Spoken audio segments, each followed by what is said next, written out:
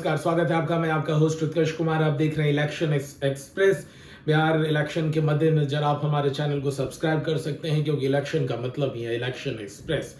और हम आपको एक जानकारी दे दें कि हम राहुल गांधी की वोटर अधिकार यात्रा को कवर करेंगे पूर्णिया और अररिया में, और संभव हो सका तो कटिहार के संगंज और सुपौल में भी। तो हमारे साथ जुड़े रहें। बढ़ते हैं आज की पहली खबर की ओर, जिसकी हम मेन न्यूज एनालिसिस के तहत विस्तार से उस पर चर्चा करने वाले हैं। खबर राहुल गांधी से ही जुड़ी हुई है, राहुल गांधी के वोटर अधिकार यात्रा से ही जुड़ी हुई है। आपको बता दें कि वोटर अधिकार यात्रा की शुरुआत जो है राहुल गांधी ने सासाराम से की थी, फिर वो औरंगाबाद गए, जहानाबाद गया, नवादा होते हुए जो है ये लगातार घूम रहे थे। इसमें एक ब्रेक भी लगा। आज राहुल गांधी जो है अपनी वोटर अधिकार यात्रा में मौजूद नहीं थे, वो दिल्ली में मौजूद थे। दिल्ली में इंडिया ब्लॉक महागठबंधन की ओर से उपराष्ट्रपति पद के उम्मीदवार सुदर्शन रेड्डी जो हैं, उनके नॉमिनेशन में नामांकन दाखिल करने के दौरान जो है नॉमिनेशन फाइल करने के दौरान राहुल गांधी मौजूद थे। राहुल गांधी के अलावा कांग्रेस के राष्ट्रीय अध्यक्ष मल्लिकार्जुन खड़गे और सोनिया गांधी भी उनके नॉमिनेशन में मौजूद थी। इस बीच वोटर अधिकार यात्रा जो कि लगातार सुर्खियों में है, लगातार सुपरहिट हो रहा है और सुर्खियां बटोर रहा है। हजारों की तादाद में लोग जो है वो दिख रहे हैं, सड़क पर पूरी तरह से जाम की स्थिति लग जा रही है। आज जो है इसकी कमान जो है तेजस्वी यादव ने संभाली। वोटर अधिकार यात्रा को आज तेजस्वी यादव लेकर चल रहे थे, और साथ ही साथ आपको यही बताना भी जरूरी हो जाता है कि उनके साथ लेफ्ट पार्टी के दीपांकर भट्टाचार्य और वीआईपी पार्टी के मुकेश सहनी भी मौजूद थे। इस बीच आपको ये एक अहम खबर भी हम जोड़ दें कि यूपी के पूर्व सीएम और समाजवादी पार्टी के मुखिया अखिलेश यादव जो है वो भी पहुंचने वाले हैं वोटर अधिकार यात्रा में। बिहार में उनकी यात्रा प्रस्तावित है। अब देखना दिलचस्प होगा कि बिहार के किस हिस्से में वो राहुल गांधी और तेजस्वी यादव के साथ जो है मंच साझा करेंगे और सड़क पर दिखेंगे। यहाँ आपको ये बताना भी ज़रूरी हो जाता है कि ये जो वोटर अधिकार यात्रा है ये 20 से 25 जिलों से होकर जाएगी, और इसका समापन जो है 1 सितंबर को जो है पटना के गांधी मैदान की रैली में हो जाएगा।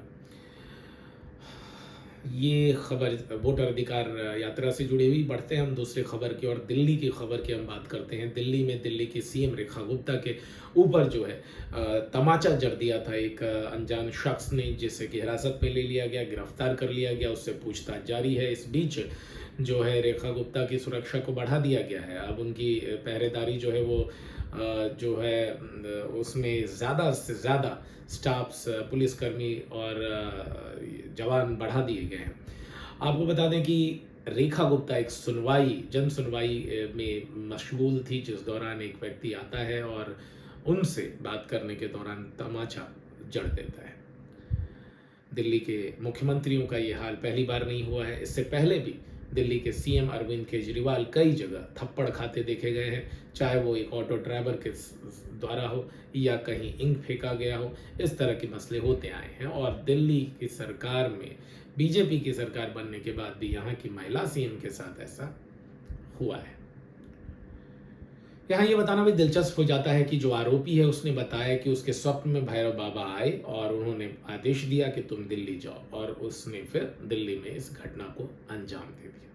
आपको यहाँ ये बताना भी और ज़रूरी हो जाता है कि दिल्ली में आज के दिन ही ट्रिपल मर्डर केस का खुलासा किया गया है, और इस खबर ये आ रही है कि दिल्ली में एक ही परिवार के 3 शख्स की हत्या कर दी गई है। आपको यहाँ ये बताना भी ज़रूरी हो जाता है कि ये 3 शख्स माँ, बाप और भाई थे, और जो है इस खबर के जो सुर्खियों में आने के बाद जो है पुलिस प्रशासन जो है वो मुस्तैद दिख रहा है। हालांकि बाकी वक्त में इस तरह से मुस्तैदी दिखाती तो ऐसे घटना को होने से रोका जा सकता था। बीते कुछ दिनों में खासकर बीजेपी की सरकार बनने के बाद, डबल इंजन की सरकार बनने के बाद दिल्ली में इस तरह की हत्या की घटना जो है वो काफ़ी ज़्यादा बढ़ गई है।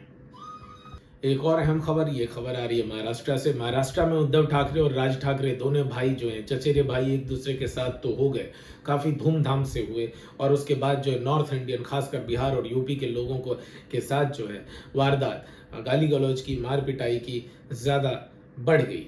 अब खबर ये आ रही है कि मुंबई के बेस्ट चुनाव में जो है उद्धव ठाकरे और राज ठाकरे की पार्टी के गुट को जो है करारी शिकस्त झेलनी पड़ रही है। आपको बता दें कि इससे पहले बेस्ट में विगत 9 वर्षों से जो है उद्धव ठाकरे गुट का ही शासन था। और ये बीजेपी की जीत की खबर आ रही है। बीजेपी ने जो है बेस्ट चुनाव पूरी तरह से जीत लिया है। बीजेपी ने जो है दोनों ठाकरे बंधुओं का खाता तक नहीं खुलने दिया, सोपड़ा साफ कर दिया है। खाता तक नहीं खुला है राज ठाकरे का, उद्धव ठाकरे का। महाराष्ट्र की पार्टी है, क्षेत्रीय पार्टी है, और उसका खाता ना खुलना मराठियों की बात करता है, काफ़ी अफसोसजनक है। तो ये एक और अहम खबर थी। एक और अहम खबर जो आ रही है अग्नि मिसाइल से जुड़ी हुई। अग्नि 5 मिसाइल का सफल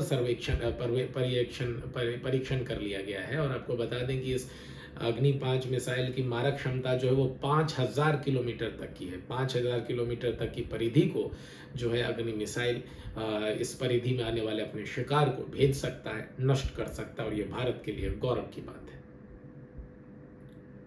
इसके बाद हम बढ़ते हैं एक संदेश के लिए। आप इलेक्शन एक्सप्रेस को तुरंत सब्सक्राइब करें। मैं आपका होस्ट उत्कर्ष कुमार, और बिहार के विधानसभा चुनाव की पल पल की जानकारी हम आपको दे ही रहे हैं। और फील्ड रिपोर्टिंग और पॉडकास्ट के साथ भी हम इसी महीने से आपको अगले 2 दिनों के बाद से, और चुनाव परिणाम और सरकार के गठन तक फील्ड रिपोर्टिंग और पॉडकास्ट के जरिए भी आपसे जुड़े रहेंगे। तो आप ज़रूर सब्सक्राइब करें, हमें सपोर्ट करें, प्रमोट करें, लाइक शेयर और कमेंट करें, और बेल आइकन दबाएं, और हमारे वीडियोस को, शॉर्ट्स को भी ज़रूर से ज़रूर देखें, जो रोज़ाना 5 से 6 की तादाद में बनती है।